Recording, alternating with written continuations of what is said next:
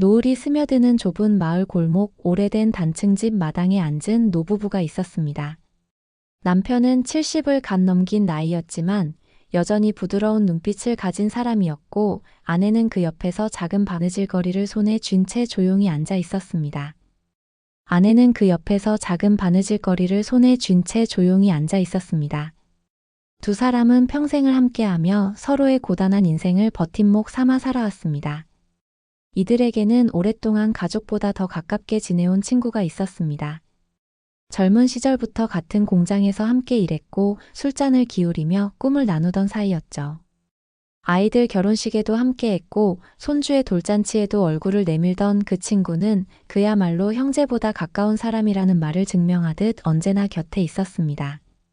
그야말로 형제보다 가까운 사람이라는 말을 증명하듯 언제나 곁에 있었습니다.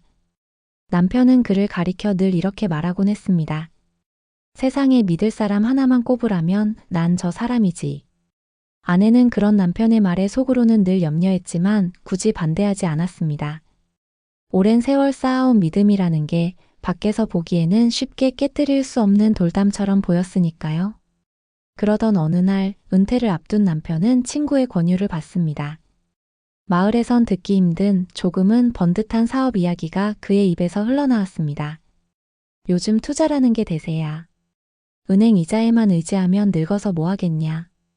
내가 아는 데가 있는데 확실해. 친구의 말은 부드럽고 단호했습니다. 남편은 잠시 망설였지만 오래된 신뢰가 그의 마음을 누르고 있었습니다.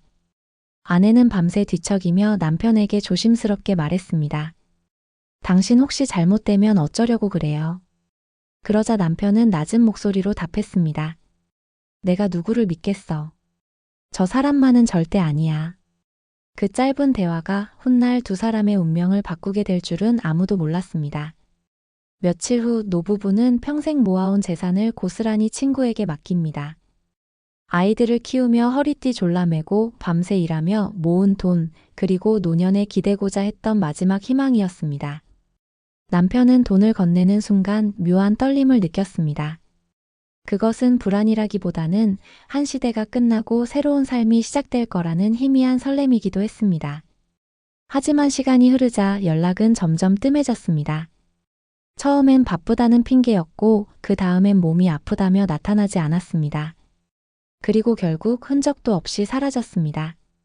남편은 집 앞 우체통에서 아무런 주소도 남기지 않은 편지 봉투 하나를 발견했지만 안에는 내용 없는 빈 종이만 들어 있었습니다. 그 순간 믿음으로 쌓은 모든 세월이 무너져 내리는 듯 했습니다. 노부부는 졸지에 전 재산을 잃었습니다.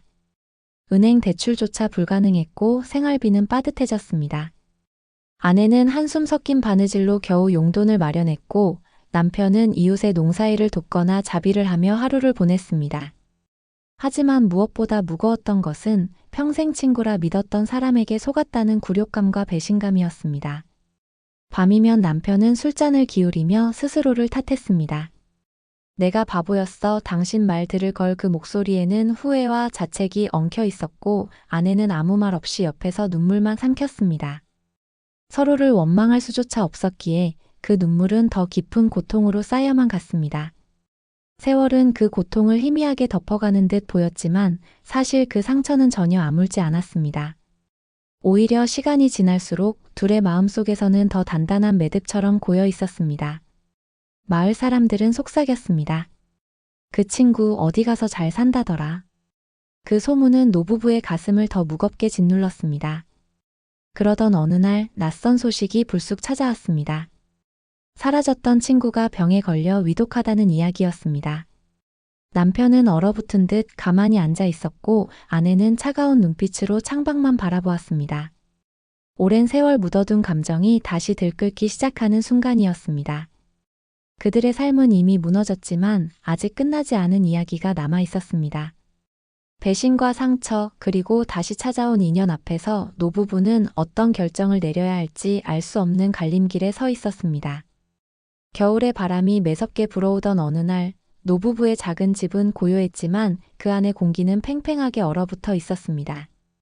불을 피울 연탄조차 아껴 써야 했기에 집안은 늘 싸늘했고 부엌 구석에서 묵은 김치 냄새가 서늘하게 풍겼습니다. 아내는 손끝이 갈라진 채 바느질을 하고 있었고 남편은 작은 전기난로 앞에 앉아 신문지를 덮은 무릎 위에서 손을 비비고 있었습니다. 삶은 하루하루 버티는 것에 가까웠습니다. 노후를 위해 모아둔 돈은 허공으로 사라졌고 정부에서 주는 보조금만으로는 약값조차 감당하기 어려웠습니다. 남편은 이웃의 농사일을 도와주거나 폐지를 줍는 일까지 마다하지 않았습니다. 아내는 고개 숙여 그런 남편을 바라보며 마음이 아렸습니다. 괜찮아요. 우리 둘이 있으니까요.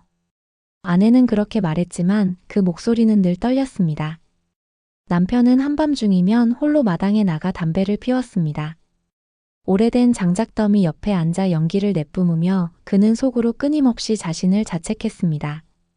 믿지 말았어야 했다. 그때 아내 말을 들었어야 했다. 이 모든 고생이 자기 탓이라는 생각이 밤마다 그를 괴롭혔습니다. 하지만 그 괴로움은 자책만이 아니었습니다. 오랜 세월 함께했던 친구에게 당한 배신, 그것이 주는 모욕감이 더 깊은 상처로 남아 있었습니다. 시간은 흘렀고 어느덧 그 사건은 마을에서 전설처럼 떠돌았습니다. 이웃들은 조심스럽게 속삭였지만 그 속삭임이 노부부의 귀에는 날카로운 칼날처럼 꽂혔습니다. 그 사람 말이야, 어디 가서 성공했다더라. 돈 굴려서 집도 샀다던데. 아직도 연락 없대? 그 말들은 노부부를 더욱 무너뜨렸습니다. 단순히 돈을 잃은 것이 아니라 세상 모든 사람들에게 바보가 된 기분이었죠. 남편은 장터에서 우연히 만난 지인이 내 친구 참 대단하다더라라는 말을 건네자 속에서 치밀어 오르는 분노를 참지 못하고 등을 돌린 채 걸음을 재촉했습니다. 속에서 치밀어 오르는 분노를 참지 못하고 등을 돌린 채 걸음을 재촉했습니다. 하지만 집으로 돌아와서는 그 분노조차 아내에게 말할 수 없었습니다. 아내는 속으로 다짐했습니다. 언젠가 다시 만나게 된다면 절대로 용서하지 않겠다고. 하지만 동시에 마음 한편에는 끝내 지워지지 않는 물음표가 있었습니다. 어쩌다 그 사람은 그렇게 됐을까? 정말 처음부터 우리를 속이려 했던 걸까? 그 물음표는 아내의 마음을 더욱 무겁게 만들었습니다. 노부부의 생활은 갈수록 팍팍해졌습니다. 약값을 마련하지 못해 병원 진료를 미루기도 했고 겨울에는 난방을 줄이느라 한방에서만 생활했습니다. 손주들이 가끔 찾아와도 그들에게 초라한 집안을 보여주는 것이 미안해 눈길을 제대로 마주하지 못했습니다. 그럼에도 두 사람은 서로에게 기대며 버텼습니다. 하지만 밤이 깊어지면 서로에게조차 말하지 못하는 고통이 있었습니다. 남편은 죽기 전에 단 한 번이라도 그 자식 얼굴을 다시 보고 싶다는 생각을 했고 아내는 그런 남편의 눈빛에서 지울 수 없는 상처를 보았습니다. 아내는 그런 남편의 눈빛에서 지울 수 없는 상처를 보았습니다. 둘 사이에는 말하지 않아도 알 수 있는 오래된 한숨이 있었습니다. 그러던 어느 날 뜻밖의 소식이 들려왔습니다. 사라졌던 친구가 다시 나타났다는 이야기였습니다. 그것도 건강한 모습이 아니라 병에 걸려 위독하다는 말과 함께였죠. 마을 사람들은 이번에는 또 다른 수군거림을 시작했습니다. 아무리 그래도 오랜 친구 아니야? 한번 가봐야 하는 거 아냐?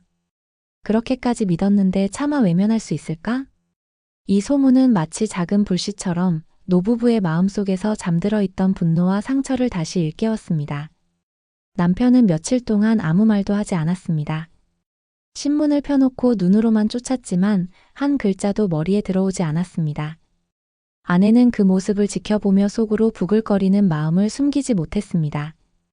결국 아내가 먼저 입을 열었습니다. 당신 혹시 만나러 가고 싶은 거예요? 남편은 대답 대신 고개를 떨군 채 손가락만 꼼지락거렸습니다. 그 순간 아내의 가슴에 뜨거운 분노가 치밀어 올랐습니다. 다시는 마주하지 않겠다 다짐했던 얼굴, 그 배신자를 향해 남편이 흔들리고 있다는 사실이 견딜 수 없었습니다. 그러나 남편의 눈에도 또 다른 감정이 스쳐갔습니다. 그것은 분노와 동시에 오래된 연민이었습니다. 한때 형제처럼 지냈던 세월이 너무 길었기 때문에 그를 완전히 미워하기도 어려웠던 것입니다. 갈등은 이제 시작에 불과했습니다. 믿음과 배신, 분노와 연민, 그 사이에서 흔들리는 두 사람의 마음은 앞으로 더 거세게 부딪히게 될 것이었습니다. 봄비가 내리던 날, 낡은 대문 앞에 누군가의 그림자가 서 있었습니다. 초라한 우산 하나를 들고 서 있던 사람은 노부부가 오래도록 잊으려 애썼지만 결코 잊을 수 없었던 바로 그 친구였습니다. 예전에는 자신감 넘치는 말투와 활기찬 걸음으로 마을을 누볐던 사람이었는데 이제는 초라한 행색에 휘청거리는 몸을 가까스로 추스르고 있었습니다. 얼굴빛은 창백했고 눈빛에는 깊은 절망이 깃들어 있었습니다. 아내가 먼저 창문으로 그 모습을 발견했습니다. 순간 그녀의 손에서 바느질하던 바늘이 바닥에 떨어졌습니다. 입술이 파르르 떨렸지만 목소리는 차갑게 뱉어냈습니다. 저 인간이. 남편은 잠시 믿을 수 없다는 듯 멍하니 서 있다가 떨리는 손으로 문고리를 잡고 대문을 열었습니다. 문 밖의 친구는 힘없이 웃으며 인사를 건넸습니다. 오랜만이네. 이렇게라도 다시 보게 될 줄은 몰랐어. 그 목소리는 예전과 달리 쇠약했고 한마디마다 숨을 고르는 듯 끊어졌습니다. 그러나 그 속에는 여전히 간절함이 담겨 있었습니다. 집 안으로 들어온 순간 공기는 더욱 무거워졌습니다. 아내는 등을 돌린 채 아무 말도 하지 않았고 남편은 불편한 침묵 속에서 친구를 바라보았습니다. 친구는 마치 모든 걸 내려놓은 듯 천천히 말을 꺼냈습니다. 나 큰 병이야. 의사 말로는 오래 못 산대. 그런데 내가 기댈 때가 여긴 것 같아서. 그 한마디에 아내는 자리에서 벌떡 일어나 소리쳤습니다.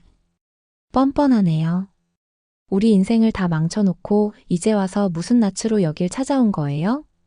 친구는 고개를 떨군 채 아무 말도 하지 못했습니다. 그 순간만큼은 오히려 남편의 가슴이 철렁 내려앉았습니다. 오랜 세월 쌓였던 분노와 함께 지워지지 않는 추억이 떠올랐기 때문이었습니다. 젊은 날 함께 술잔을 기울이며 미래를 꿈꾸던 기억, 어려울 때마다 서로 어깨를 내어주던 순간들이 파도처럼 밀려왔습니다. 그러나 아내의 분노는 식지 않았습니다. 그녀는 차가운 눈빛으로 남편을 바라보며 단호히 말했습니다. 당신 설마 동정이라도 하려는 거예요? 이 사람 때문에 우리가 얼마나 고생했는지 잊었어요? 남편은 대답하지 못했습니다. 마음은 흔들렸고 두 손은 무릎 위에서 끊임없이 떨리고 있었습니다. 친구는 그 모습을 바라보며 더욱 간절한 목소리로 속삭였습니다. 미안하다, 정말 미안하다. 하지만 나한텐 이제 시간이 없어. 마지막으로 용서받고 싶어. 너희밖에 없어. 그 말은 방 안의 공기를 더욱 뜨겁게 흔들었습니다. 아내는 이를 악물고 방을 나가버렸고 남편은 홀로 남아 깊은 침묵 속에 빠져들었습니다. 한쪽에서는 오래된 연민이 고개를 들었고 다른 한쪽에서는 배신의 상처가 다시 시뻘겋게 타올랐습니다.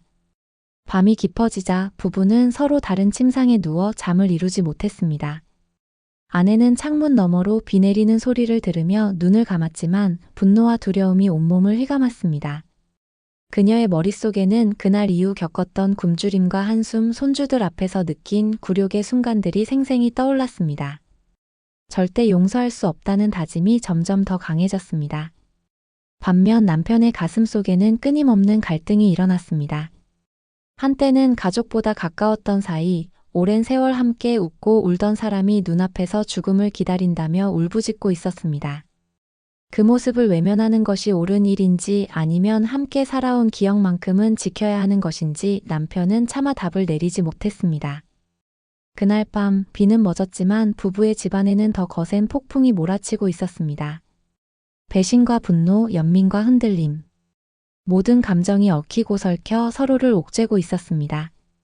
이제 노부부의 삶은 다시 갈림길에 서게 되었습니다.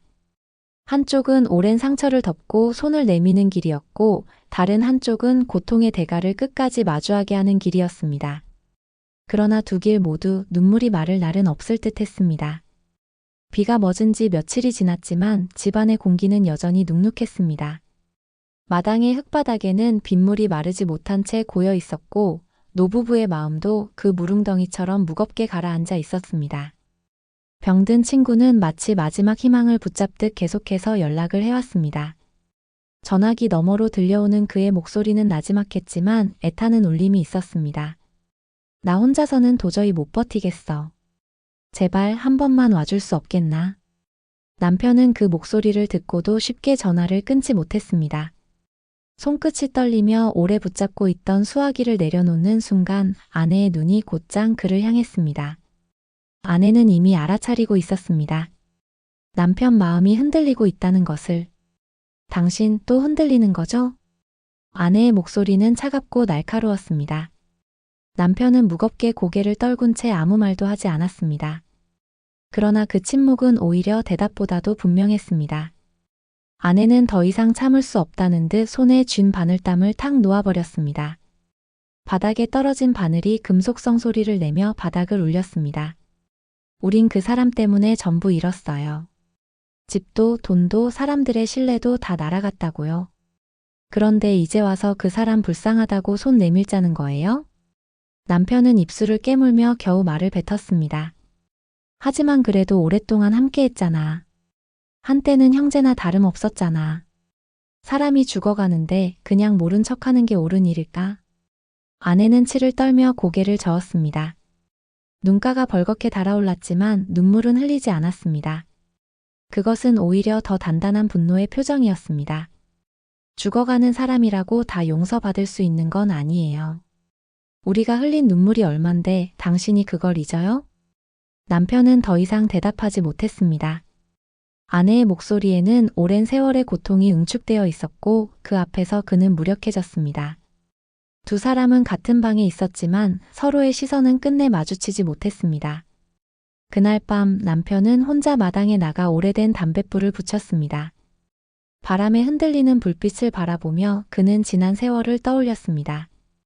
친구와 함께 일하던 공장, 젊은 날의 웃음, 아이들 돌잔치에서 어깨동무하던 순간들. 그 기억들은 여전히 따뜻했지만 동시에 차갑게 얼어붙은 배신의 그림자가 따라붙었습니다. 그 모든 기억이 얽혀 남편의 가슴을 찢고 있었습니다. 한편 아내는 안방에서 무릎을 끌어안고 앉아 있었습니다. 그녀의 머릿속에는 돈을 잃고 하루하루 굶주리던 날들, 이웃들 앞에서 느낀 굴욕감, 아이들에게조차 고개를 들 수 없었던 순간들이 떠올랐습니다. 이웃들 앞에서 느낀 굴욕감, 아이들에게조차 고개를 들 수 없었던 순간들이 떠올랐습니다. 그 모든 상처는 아직도 생생했고 결국 그녀를 단호하게 만들었습니다. 다시는 그 사람에게 속지 않겠어. 다음 날 남편은 조심스레 아내에게 말했습니다. 그래도 한 번쯤은 병실에 가봐야 하지 않겠어?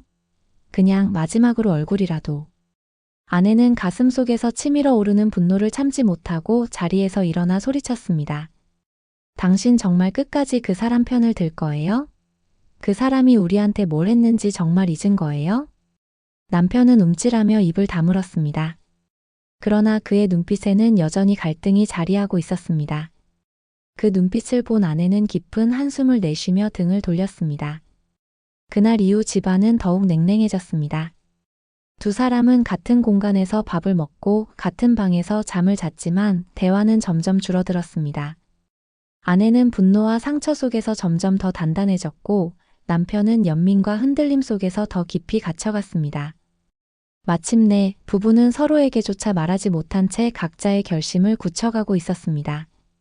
아내는 끝까지 단호히 맞서리라 다짐했고 남편은 아직도 마음속에서 무언가를 붙잡고 있었습니다.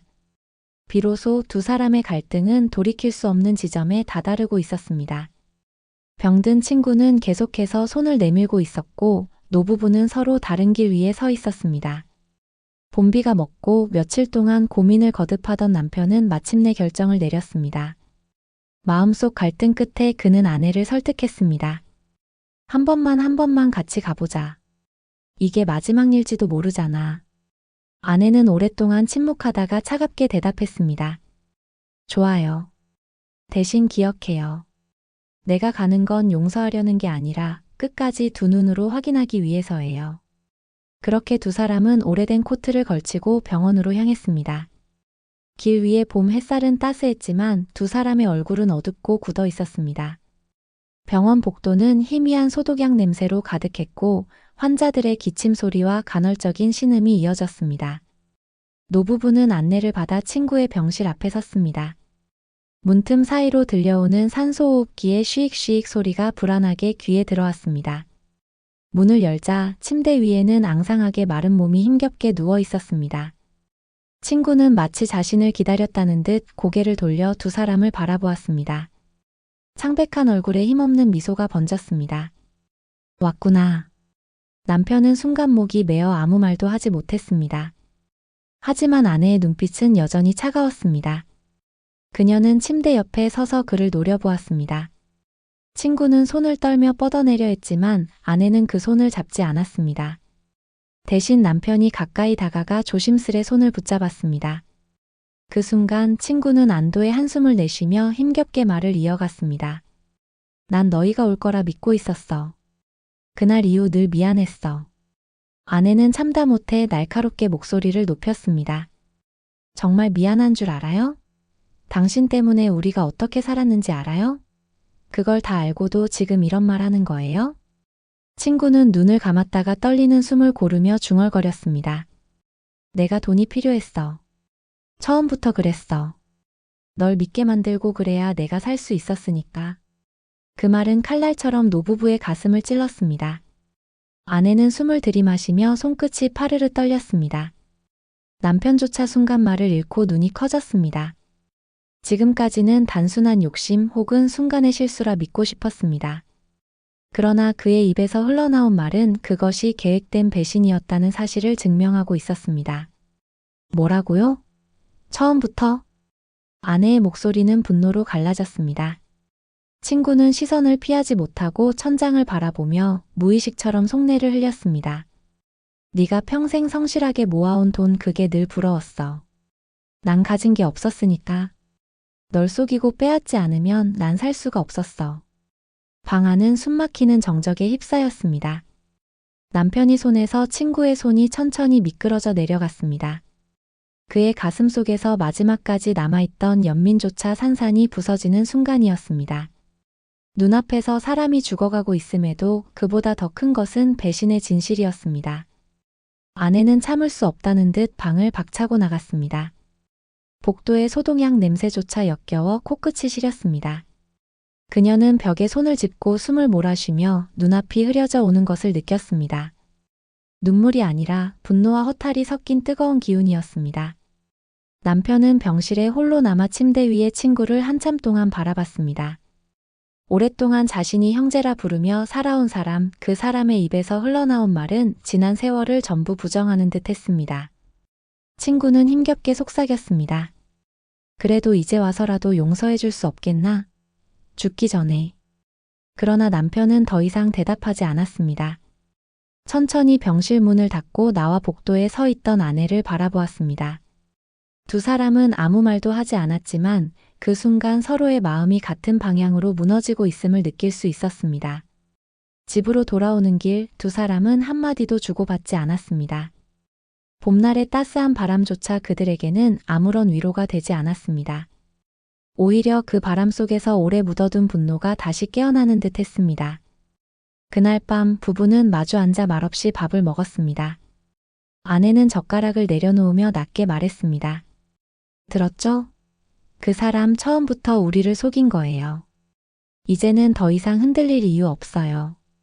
남편은 깊은 침묵 끝에 고개를 끄덕였습니다. 그 고개 끄덕임 속에는 무너진 신뢰와 다시는 되돌릴 수 없는 결심이 섞여 있었습니다. 이제 노부부에게 남은 것은 선택이 아니었습니다. 그들의 삶을 송두리째 무너뜨린 배신자에게 마지막 대가를 돌려주어야 한다는 냉정한 진실뿐이었습니다. 병실을 나온 날부터 노부부의 일상은 전과는 다른 긴장감에 휩싸였습니다. 이제는 단순히 과거의 배신으로 마음이 무너진 상태가 아니라 눈앞에서 그 배신의 본질을 들은 뒤였습니다. 그날의 대화는 두 사람의 가슴 속에서 시퍼런 상처처럼 계속해서 되살아났습니다.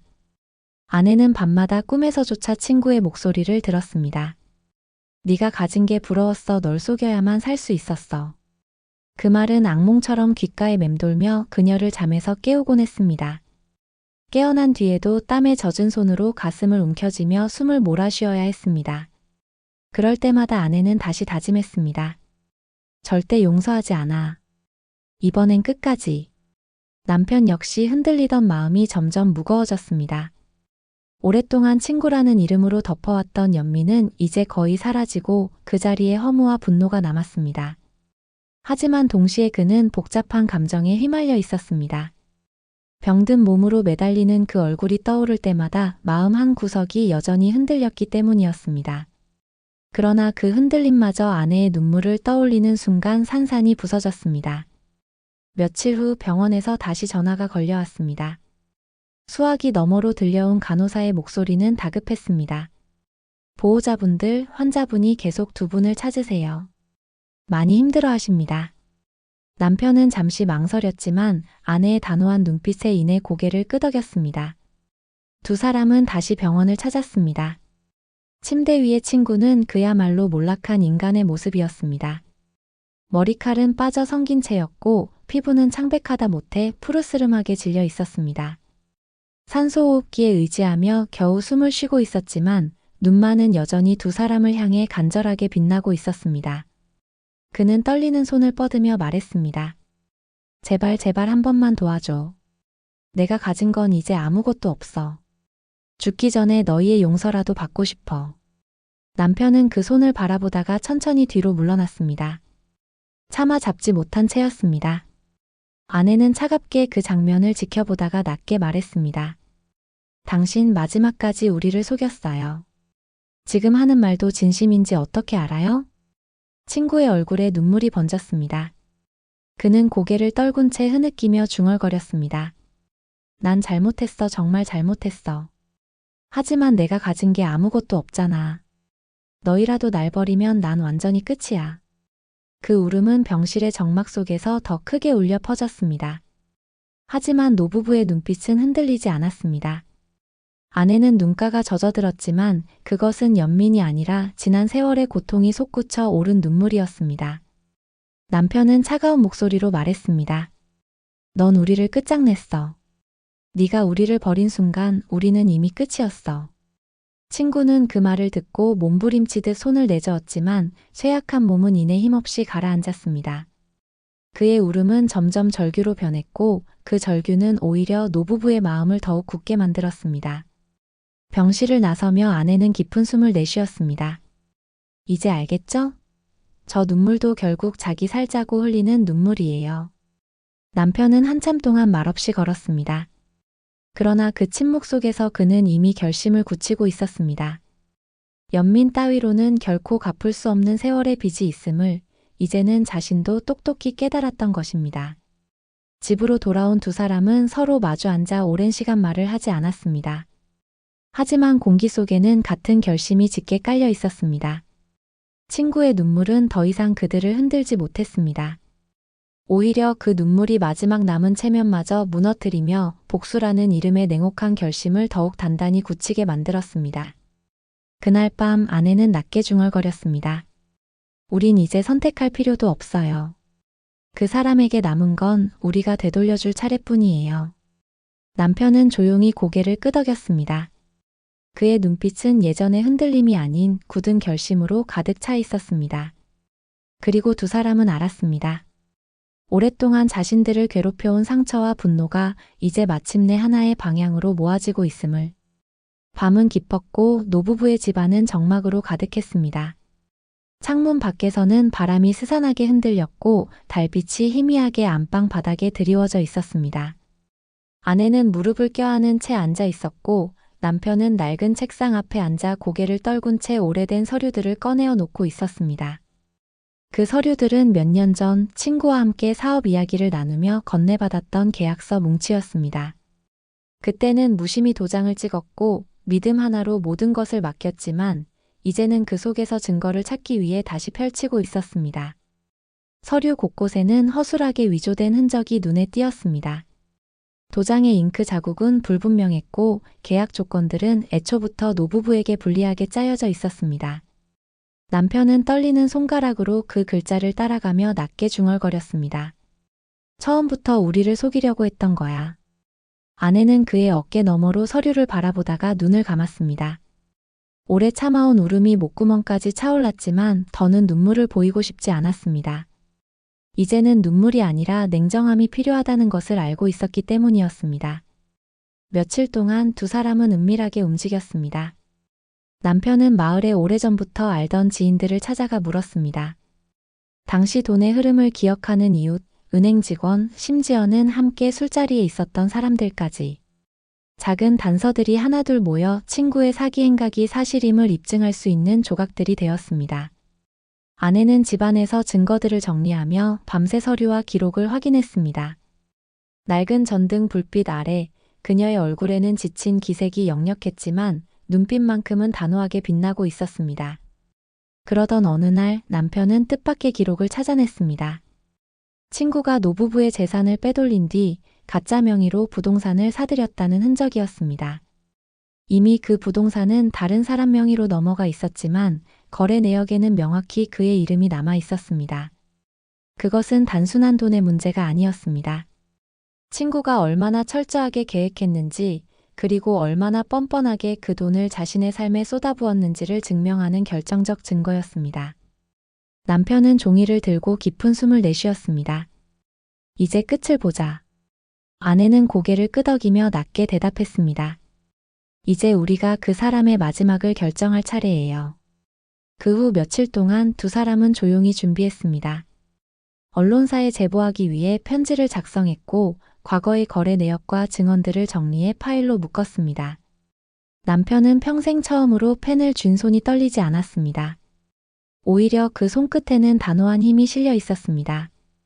밤마다 병원에서 들려오는 전화는 여전히 이어졌습니다. 간호사는 그가 계속 두 사람을 찾는다며 상태가 점점 악화되고 있다고 전했습니다. 하지만 이제 두 사람은 더 이상 흔들리지 않았습니다.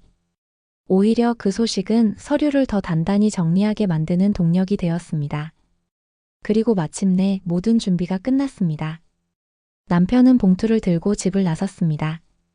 신문사 건물 앞에 섰을 때 그는 잠시 하늘을 올려다보았습니다. 회색빛 하늘 아래에서 그는 긴 세월 자신을 짓눌러온 무거운 돌덩이가 조금씩 벗겨지는 듯한 기분을 느꼈습니다. 편지를 기자에게 건네며 남편은 담담히 말했습니다. 이건 우리만의 일이 아닙니다. 세상도 알아야 할 일입니다. 집으로 돌아오자 아내는 남편의 손에 남은 봉투의 자국을 보며 깊은 숨을 내쉬었습니다. 그녀는 오래된 기도를 끝내듯 낮게 속삭였습니다. 이제 그 사람은 더 이상 우리를 속이지 못할 거예요. 그날 밤 두 사람은 오랜만에 같은 자리에 앉아 따뜻한 국밥을 함께 나누었습니다. 여전히 삶은 고단했고 집안은 초라했지만 두 사람의 마음만큼은 이상하게 가볍게 느껴졌습니다. 마치 지난 세월 내내 쌓여있던 짐을 조금은 내려놓은 듯 했습니다. 그러나 그 순간에도 병원 침대 위의 친구는 여전히 두 사람을 기다리고 있었습니다.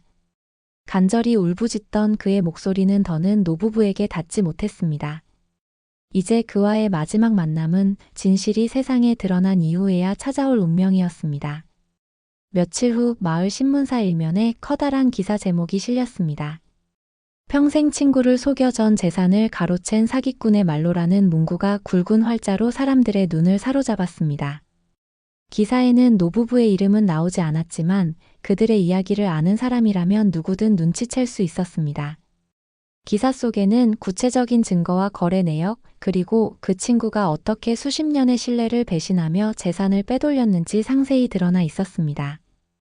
그리고 그 친구가 어떻게 수십 년의 신뢰를 배신하며 재산을 빼돌렸는지 상세히 드러나 있었습니다. 마을 사람들은 신문을 손에 쥔 채 놀라움과 분노를 숨기지 못했습니다. 세상에 저 사람이 그런 짓을 했다고? 믿기지 않아. 평생 의리 하나로 살던 사람 아니었나? 그 소문은 순식간에 퍼져나갔고 병실에 누워있던 친구에게도 전해졌습니다. 그는 신문을 손에 쥔 채 창백한 얼굴로 온몸을 떨었습니다. 마지막까지 지키려 했던 채면 주변 사람들의 존경, 최소한의 자존심마저도 단숨에 무너져 내렸습니다. 병실의 하얀 벽은 그의 절규를 차갑게 반사했습니다. 아니야, 이건 다 거짓말이야. 내가 그런 게 아니야. 그러나 이미 기사에 실린 증거들은 명백했고 의심의 여지가 없었습니다. 병실로 찾아온 몇몇 옛 지인들조차 그를 차갑게 돌아섰습니다. 그들의 시선은 연민이 아니라 경멸과 혐오로 가득 차 있었습니다. 그는 침대 위에서 몸부림쳤지만 쇠약한 몸은 더 이상 예전처럼 힘을 낼 수 없었습니다. 그날 저녁 노부부는 병원을 찾았습니다. 간호사가 문을 열어주자 병실 안에서는 여전히 절규하듯 흐느끼는 소리가 새어나왔습니다. 두 사람은 문 앞에 서서 한참 동안 그 소리를 묵묵히 들었습니다. 친구는 고개를 돌려 그들을 보자 마치 마지막 구원이라도 발견한 듯 떨리는 손을 뻗었습니다. 부탁이야, 네가 한 거지? 이 기사 제발 걷어줘. 죽기 전에 체면이라도 지키게 해줘. 남편은 천천히 다가가 친구의 눈을 바라보았습니다.